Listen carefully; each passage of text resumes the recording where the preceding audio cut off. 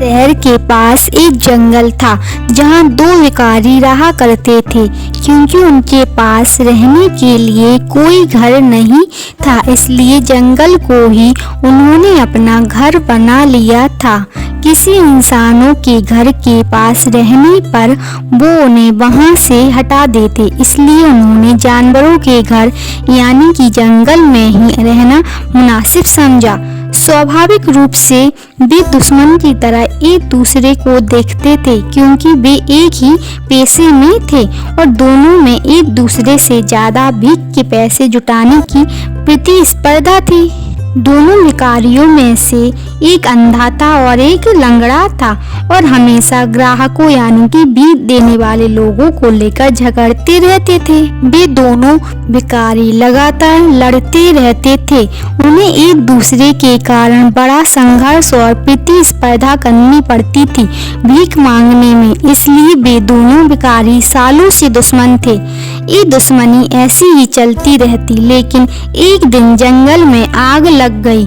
अंधा भिखारी चलने और दौड़ने में पूरी तरह सक्षम था, लेकिन यह उसके लिए खतरनाक था, कारण वह देख नहीं पा रहा था कि वह सही दिशा में जा रहा है या नहीं।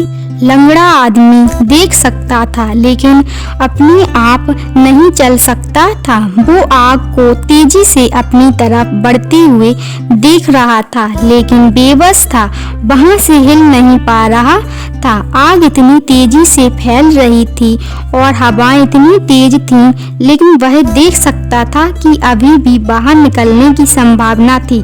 कुछ स्थान ऐसे थे जहां आग अभी तक नहीं पहुंची थी, लेकिन जल्द ही वहां आग पहुंच सकती थी।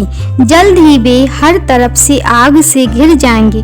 वे दोनों अपना सारा विरोध प्रतिस्पर्धा भूल गए। यह लड़ने का समय नहीं था, यह एक होने का समय था। और उस अंधे ने लंगड़े को अपने कंधे पर उठा लिया और वे एक शरीर की तरह काम करने लगे।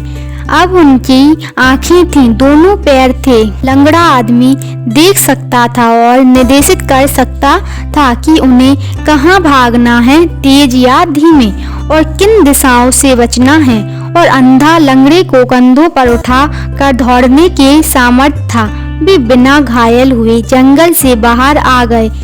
यह कहानी हमारे दिल और दिमाग के बारे में है। हमारा दिल देख सकता है लेकिन कह नहीं सकता, और हमारा दिमाग कह सकता है लेकिन देख नहीं सकता। यदि आप अपने दिल और दिमाग को, अपने प्रेम और तर्क को करीब लाने में सक्षम हो, अपने अनुभव और अभिव्यक्ति को करीब लाने में सक्षम हो, तो शायद मन भी कुछ महत्वपूर्ण कर सकता है। यह पूर्ण नहीं हो सकता है, यह संपूर्ण अभिव्यक्ति नहीं हो सकता, लेकिन सही दिशा में एक संकेत हो सकता है।